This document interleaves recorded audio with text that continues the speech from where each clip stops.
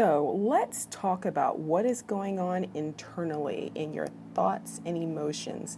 You may be asking yourself, why can't I stay motivated, stick with it, and get in shape, or just lose the weight?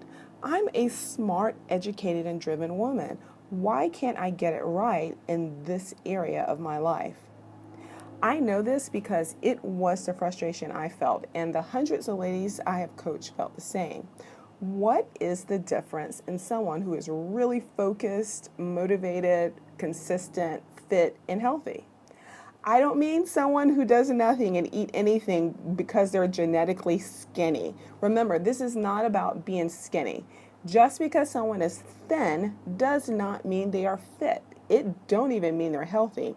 I'm talking about that mindset. It's a consciousness. It's what is going on a conscious and subconscious level. I remember wanting so desperately to lose weight and get in shape. I would start and stop. I was emotionally eating due to some major changes in my life. I was hoping that those external things that would change so that I could change. I just could not stay motivated.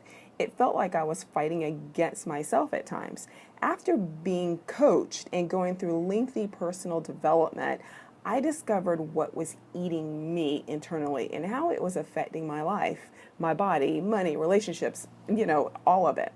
Most people I speak to are waiting for external forces outside of them to change, just like I was. Like, when I have more time, when I have more money, if this person would be or do this. And those are all false expectations. If you want change in your life and body and money and whatever, you have to first change. The body is no different, okay?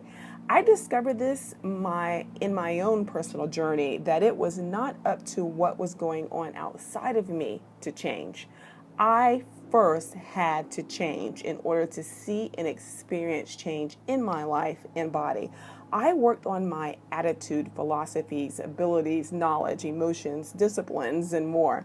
I raised my standards and changed my I shoulds to I must. I changed my simple I want to I have to and won't settle for any less.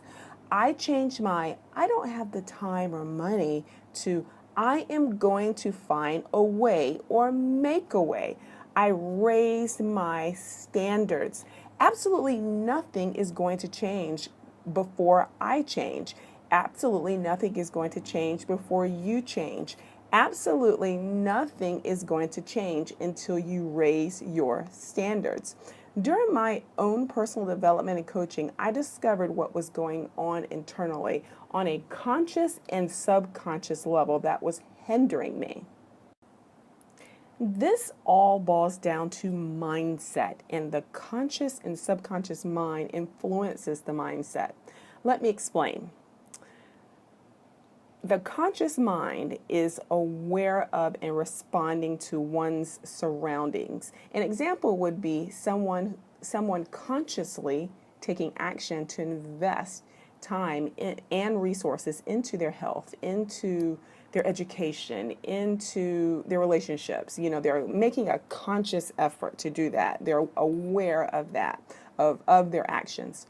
The subconscious mind is or concerning the part of the mind of which one is not fully aware, but it's that part of the mind which influences your actions and your feelings. For me, it was discovering that I had some negative thoughts and emotions that were depleting my motivation, creativity, and causing me to emotionally eat. For you, it could be discovering that you have thoughts and habits from your childhood or culture excuse me, that has produced actions and results in your life and body. There are many things that factor into mindset, like education, thoughts, emotions, trust, and values. I will get more in depth into values in video number 3, but let's start with education. Education has nothing to do necessarily with formal education. but just the knowledge and information on nutrition, exercise, and what your body needs. It is being in tune with the true essence of your body and how it responds to certain foods, exercise, stress, and more. I have coached some ladies who had no idea that certain foods were causing them discomfort, bloat, headaches, digestive issues, issues with their skin, their mood, and so on, until they were coached.